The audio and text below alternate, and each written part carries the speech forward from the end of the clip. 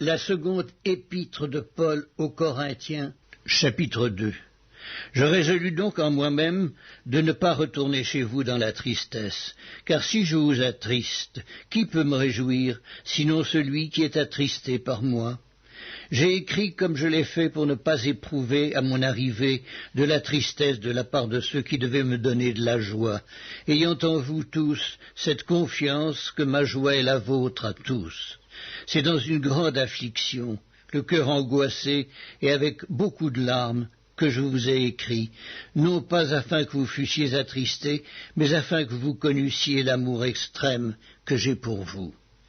Si quelqu'un a été une cause de tristesse, ce n'est pas moi qui l'a attristé, c'est vous tous, du moins en partie, pour ne rien exagérer.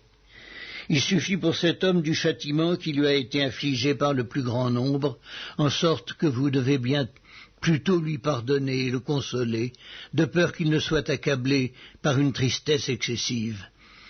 Je vous exhorte donc à faire acte de charité envers lui, car je vous ai écrit aussi dans le but de connaître, en vous mettant à l'épreuve, si vous êtes obéissants en toutes choses. Or, à vous qui pardonnez, je pardonne aussi. Et ce que j'ai pardonné, si j'ai pardonné quelque chose, c'est à cause de vous, en présence de Christ, afin de ne pas laisser à Satan l'avantage sur nous, car nous n'ignorons pas ses desseins. Au reste, lorsque je fus arrivé à Troas pour l'évangile de Christ, quoique le Seigneur m'y eût ouvert une porte, je n'eus point de repos d'esprit, parce que je ne trouvais pas Tite mon frère. C'est pourquoi, ayant pris congé d'eux, je partis pour la Macédoine. Grâce soit rendue à Dieu, qui nous fait toujours triompher en Christ, et qui répand par nous en tout lieu l'odeur de sa connaissance. Nous sommes en effet pour Dieu la bonne odeur de Christ, parmi ceux qui sont sauvés et parmi ceux qui périssent. Aux uns une odeur de mort, donnant la mort, aux autres une odeur de vie, donnant la vie. Et qui est suffisant pour ces choses ?